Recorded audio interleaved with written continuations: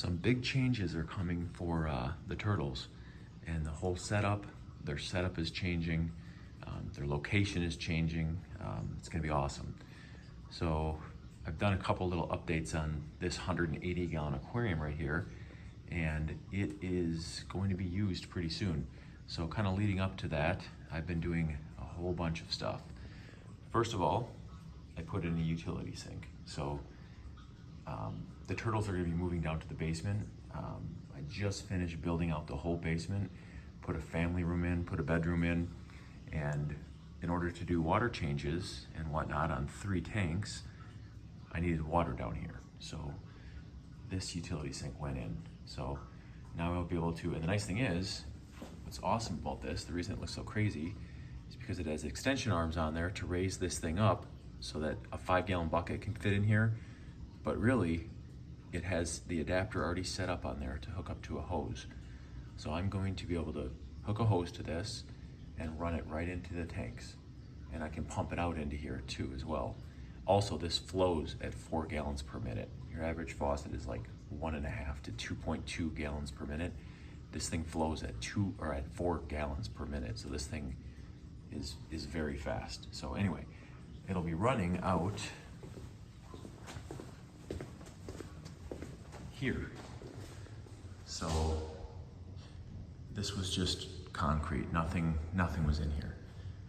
But this is all done, this is ready for carpet. The 180 is gonna sit right there, and then both of the 60 longs are gonna sit on this back wall right here.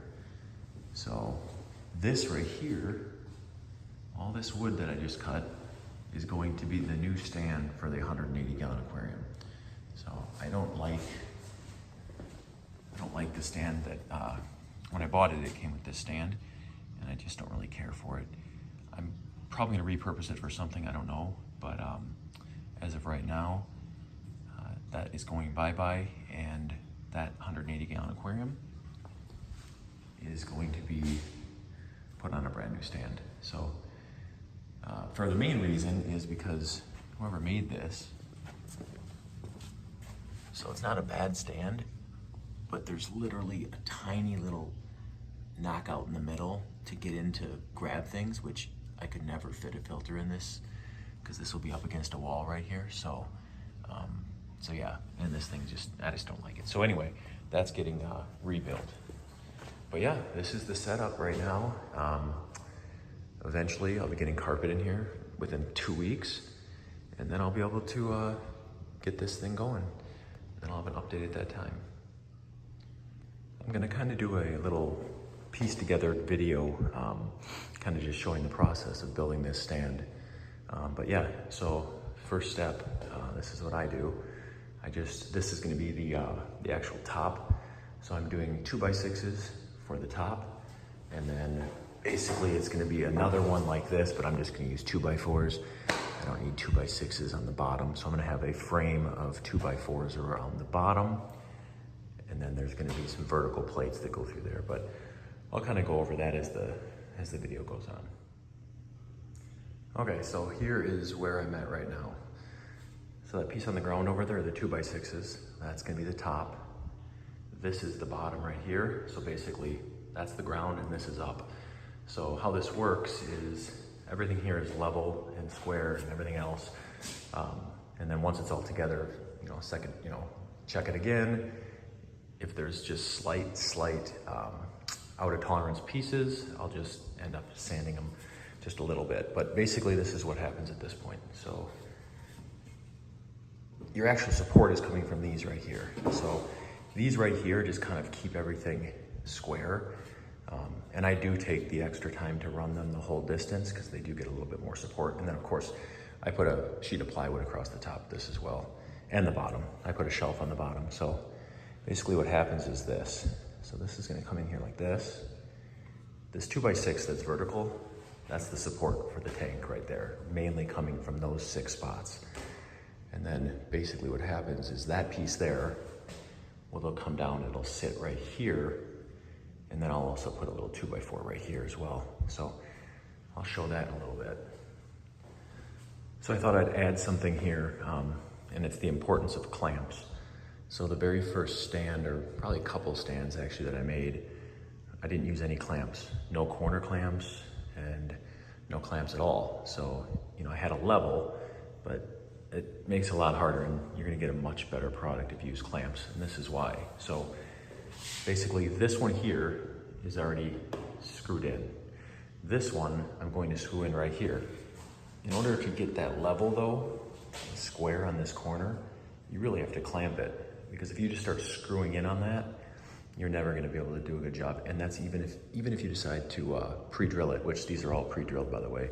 Even if you pre-drill this and then you screw it, it's not gonna turn out. So I've clamped it so that it is perfectly level through here. So then what's gonna happen is then I can pre-drill this and screw it in, and it'll stay completely level. Now, this is what it's gonna basically look like once I put this other one on here. So this will come in here like this, and that's gonna be square on this corner. Then you have a nice corner right there. And then when that one over there, that 2x6 fits on top of here, everything's gonna be completely flush and square. And the tank is measured perfectly so that it comes down right here on the center of this, and then on the center of this. So this thing will be, it'll be able to hold this tank, and then you know, probably a car on top of that tank. All right, so I put this camera on a tripod so I can demonstrate the top, how it goes on. I'm gonna test fit it right now, and then I'm gonna take measurements for the bottom shelf.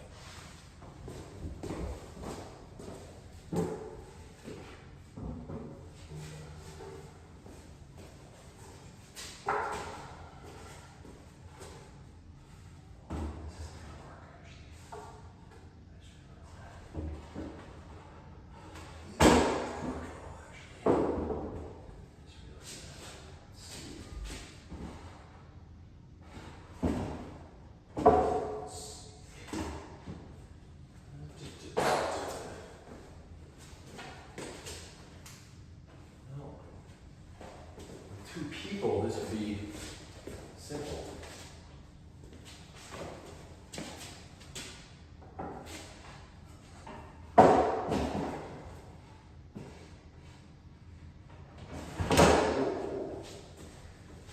Well, two people, this would be simple. With one person, not so much. So I'm gonna have to get a second person and get this thing on there. But you can see how it goes on. Okay, so with a little help, this is now on here. So here's what it's gonna be like. So this will come down here like this, it'll attach here. But this right here is a way to ensure that you're gonna get a really nice corner. So I'm gonna be putting this board right here, this 2x4 is gonna be right here. Like I said, when this comes down, this will be all attached. But to get a good corner, I've clamped it this direction and that direction. Now I can drill here, here, and here, and that'll be a great corner. So this is the progress for now. All right, so I'm on this last corner right here. The top is still loose, it's just laying on there, so it's not sitting 100%. So basically when this comes down, it'll come into position perfectly. But sometimes on the last corner, even though everything is cut perfectly, wood is not 100% square. I mean, this is framing lumber, so it is not gonna be absolutely spot on. So sometimes you will have to kind of massage it, so to speak. And there's a trick here. So I had to pull this one in so that it was level right here and totally square. Otherwise this was gonna be coming out a little bit.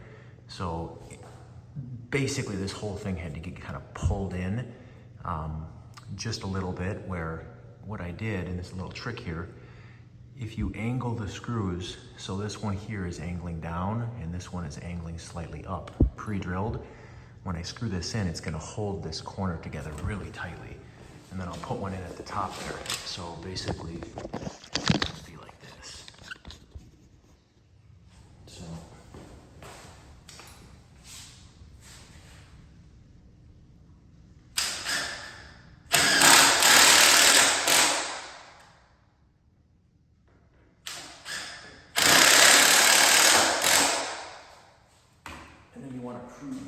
here so that it's perfectly squared up.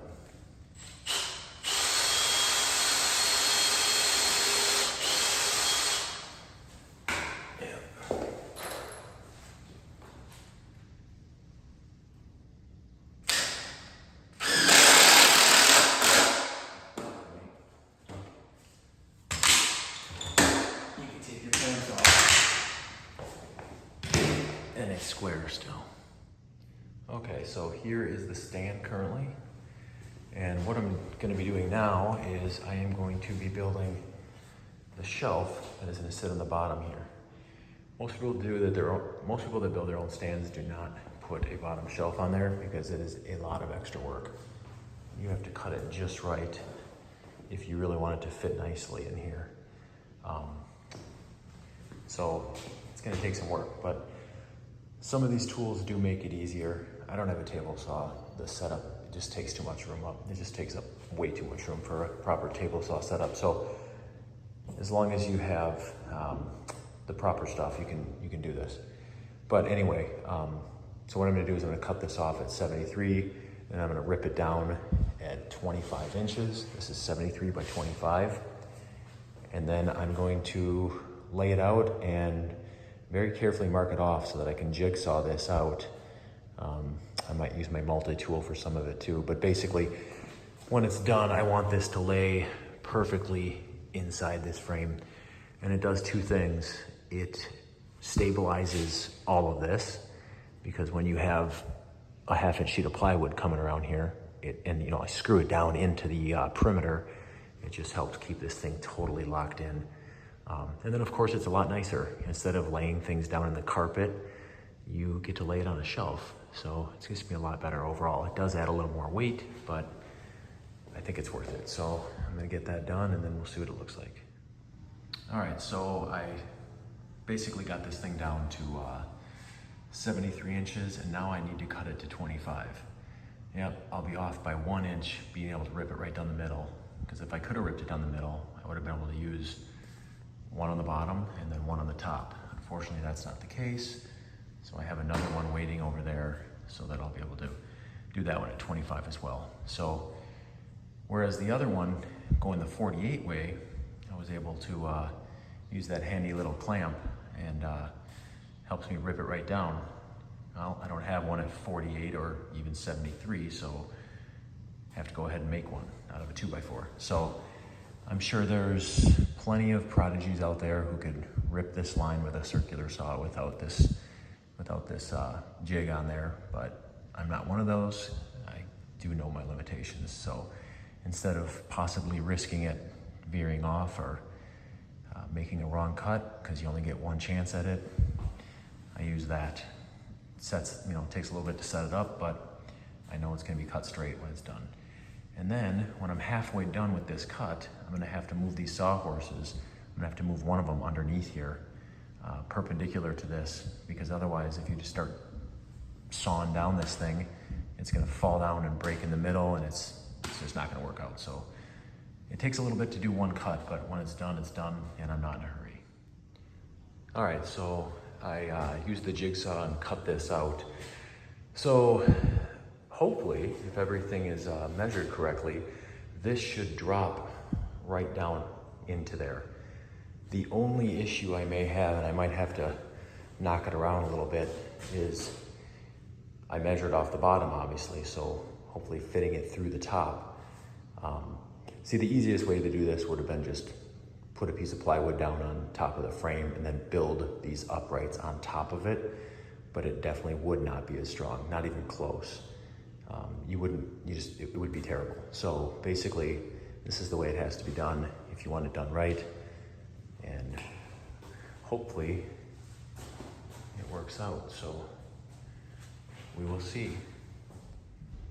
Okay, so hardest part of the project so far, by far, probably the hardest part of the whole stand build, is fitting this piece in here. So basically with the help of the jigsaw and the multi-tool, I was able to get this thing in here. So worked out pretty nice. So that's where I am right now. but I have a really nicely fitting bottom shelf right now, so. Okay, so here is what the stand looks like right now. Top is on, bottom is on. Still have to attach both of those, but otherwise, yeah, it's together. So it turned out really nice. Definitely like the look, like the way it turned out. Still haven't decided 100% what I want to do as far as doors and whatnot, but I'll get to that. But yeah, everything's super square. Everything's level. I mean, it turned out really, really well. I really like the shelf. The cut is pretty good. I mean, it's all done by hand, so yeah. But yeah, this is what it looks like right now. Basically, I'm gonna have a 1/4 inch reveal on either end, and I'm gonna have a 1/4 inch reveal right here and here. So the aquarium is pretty much gonna sit right on there with just a 1/4 inch on either side and on the ends, versus the other one,